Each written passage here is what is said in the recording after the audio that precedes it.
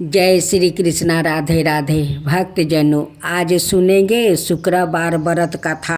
भारत वर्ष में माता संतोषी का नाम सुनते ही मन में एक अलग ही शांति उतर आती है। माता का स्वरूप सरल है, लेकिन उनकी कृपा बहुत गहरी है।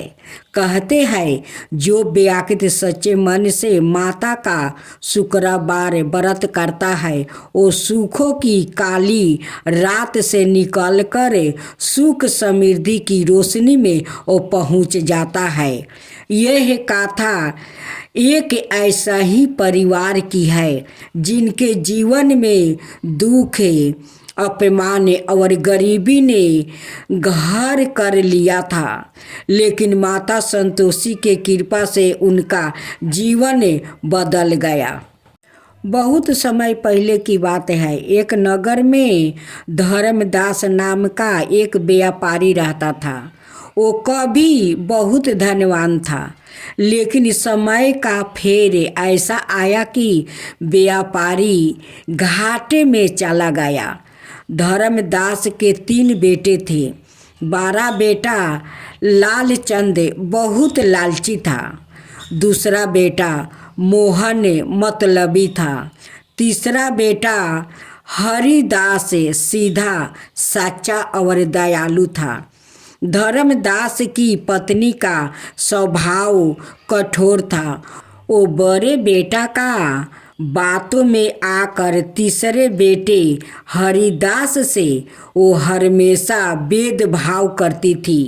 हरिदास की दुख भरी जिंदगी। हरिदास की शादी एक बहुत ही संस्कारी और सच्ची लड़की से हुआ था। उसका नाम था सुमित्रा। सुमित्रा ने घर में कदम रखते ही देखा कि बड़े बेटा को अच्छे कपड़े, अच्छा खाना मिलता है, सम्मान मिलता है, और हरिदास को सिर्फ बचा हुआ खाना, ताने और अपमान मिलता था। सुमित्रा यह सब चुपचाप सहती रही, लेकिन उसके मन में यह बात वो बैठ गया कि ईश्वर जरूर कोई रास्ता दिखाएगा। शुक्रवार का दिन और माता की कृपा का संकेत। एक शुक्रवार की सुबह सुमित्रा पानी भरने नदी किनारे गई। वहाँ उसने कुछ स्त्रियों को एक जगह बैठकर वो भजन करते हुए सुना। जय संतोषी माता मैया, जय संतोषी माता। सुमित्रा वही रुक गई। उसके मन में एक अजीब सी वो शांति उतरने लगी। उसने उन स्त्रियों से पूछा, बहनों, आप किस माता की पूजा कर रही है? उन्होंने कहा, यह संतोषी माता का व्रत है। जो इसे श्रद्धा से करता है, उसके जीवन में संतोष, सुख और धन आ जाता है। स्त्रियों ने सुमित्रा को व्रत की विधि समझाई। शुक्रवार को व्रत रखना शुरू कर दिया। गुड़ और चना का भोग लगाना, कथा सुनना, माता से सच्चे मन से प्रार्थना करना, और सबसे जरूरी, सुमित्रा ने उसी दिन मन में वो प्रण कर लिया कि मैं माता संतोषी का व्रत जरूर करूँगी। पहला व्रत और परीक्षा। उस दिन सुमित्रा ने घर आकर चुपचाप वो व्रत रखा। शाम को जब घर में खाना बना तो सास ने जानबूझकर सुमित्रा के सामने खटाई रख दिया। सुमित्रा ने हाथ जोड़कर कहा, माँ, आज मैं संतोषी माता का व्रत कर रही हूँ। कृपा करके मुझे खटाई नहीं दीजिए। सास गुस्से में बोली, यह नया नाटक बंद कर। हमारे घर में कोई व्रत नहीं चलता। फिर भी सुमित्रा शांत रही। उसने बिना खटाई के थोड़ा सा गुड़ चाना खाकर माता का नाम लिया। उन पर माता की पहली कृपा। कुछ ही दिनों में एक चमत्कार हुआ। हरिदास को अचानक एक पुराने मित्र का वो पत्र मिला जिसमें लिखा था, हरिदास, तुम्हारे पिता के समय का एक पुराना हिसाब मिला है। वह पैसा तुम्हारा है, आकर ले जाओ। हरिदास और सुमित्रा को कुछ धन मिला। हालांकि वो बहुत ज़्यादा नहीं था, लेकिन उनके लिए वो नई उम्मीद थी। सुमित्रा ने मन में कहा, माता ने सुन लिया है। जैसे ही बड़े बेटा और सास को पता चला कि हरिदास को पैसा मिला है, वो जलने लगा। उन्होंने हरिदास को ताने मारना शुरू किया। अब तो बड़ा व्यापारी बन गया है, किस्मत से धन मिला है, लालच से नहीं। लेकिन सुमित्रा ने हर शुक्रवार व्रत जारी रखी। एक शुक्रवार ऐसा आया जब घर में कुछ भी नहीं था, ना गुड़, ना चाना, ना पैसा। सुमित्रा का मन थोड़ा टूट गया, लेकिन उसने माता से कहा, माँ, मैं भोग नहीं दे पा रही हूँ, पर मेरी श्रद्धा सच्ची है। उस दिन उसने सिर्फ जल से व्रत पूरा किया और कथा मन ही मन याद किया। उस रात सुमित्रा ने सपना देखा। एक तेज प्रकाश के बीच माता संतोषी खड़ी थी। माता ने कहा, बेटी, दुख से घबराने के लिए नहीं आते, दुख तो विश्वास की परीक्षा लेते हैं। तू संतोष रख, तेरा भाग्य बदलने वाला है। सुमित्रा की आंख खुली तो उसके चेहरे पर आंसू थे, लेकिन दिल में अद्भुत शक्ति थी।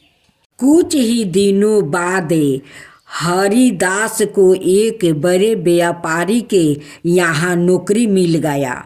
उसने मेहनत की और जल्दी ही उसकी तारीकी होने लगी। फिर वही व्यापारी हरिदास को अपने साथ व्यापार में वो साझेदार बनाने लगा। कुछ महीने में हरिदास के पास धनाय होने लगा। अब सुमित्रा लगातार 16 शुक्रवार व्रत करने लगी। 15 व्रत पूरे हो गया। 16वां व्रत के दिन उसकी सास ने चाल चली। उसने जानबूझकर सुमित्रा को प्रसाद में लेबू वाली मिठाई दे दी। सुमित्रा ने ध्यान नहीं दिया और खा ली। बस उसी दिन से घर में परेशानी शुरू हो गई। व्यापार में नुकसान होने लगा, धन की कमी हो गई, घर में कलह। हरिदास की तबीयत बिगड़ने लगा। सुमित्रा घबरा गई। उसने रो रो कर माता से कहा, माँ, मुझसे गलती हो गई है, मुझे क्षमा कर दो। उस रात माता फिर सपने में आई और बोली, बेटी, तूने नियम तोड़ा है, इसलिए कष्ट आया है, पर तूने सत्य स्वीकार किया है, इसलिए मैं तुझे क्षमा देती हूँ। तू फिर से श्रद्धा से व्रत करे, सब ठीक हो जाएगा। सुमित्रा ने फिर से व्रत शुरू किया। धीरे धीरे सब ठीक हो गया। कुछ समय बाद सुमित्रा के सास ससुर और बड़े बेटे भी माता की शक्ति को समझ गया। उन्होंने भी माता का व्रत करना शुरू किया। इस कथा से हमें यह शिक्षा मिलती है कि सच्चे मन से किए गए व्रत कभी व्यर्थ नहीं जाता। माता संतोषी भक्त के धैर्य की वो परीक्षा लेती है। खटाई का त्याग व्रत का सबसे जरूरी नियम है। संतोष से रखने वाला व्याकृत जीवन में सुख पाता है। माता संतोषी अपने भक्तों के घर में संतोष, सुख और शांति का वो दीपक जला देती है। जो भक्त श्रद्धा से शुक्रवार व्रत करता है, माता उसकी झोली खुशियों से भर देती है।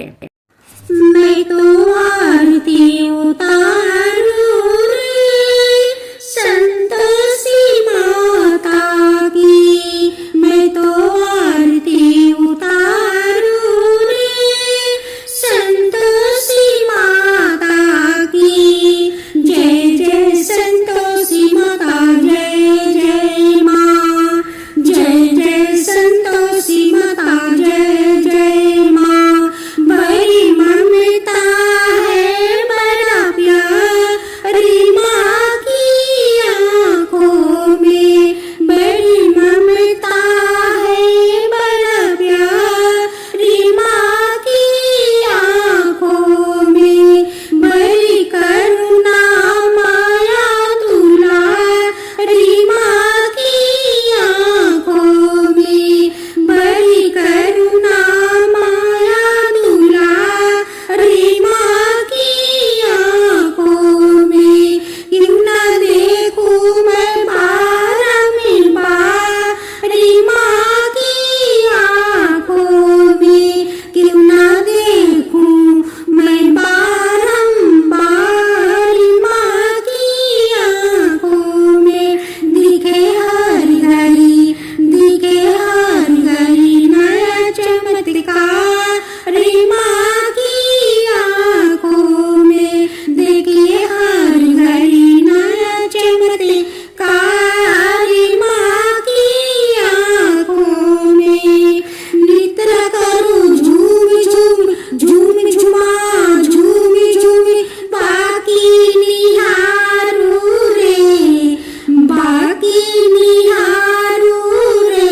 मैं तो आरती, मैं तो आरती उतारूं रे संतोषी माता की, मैं तो आरती उतारूं रे संतोषी माता की। जय जय संतोषी माता, जय जय माँ, जय जय संतोषी माता, जय जय माँ। सदा करके पुकारी माँ की मंदिर में, सदा करके पुकारी माँ की मंदिर में, माँ की मंदिर में। बलिदान के भरे है भंडार माँ की मंदिर में, बलिदान के भरे है भंडार माँ की मंदिर में। धूप करो, दीप करो, प्रेम सहित भक्ति करो, जीवन सुधारो रे। धूप करो, दीप करो, प्रेम सहित भक्ति करो, जीवन सुधारो रे।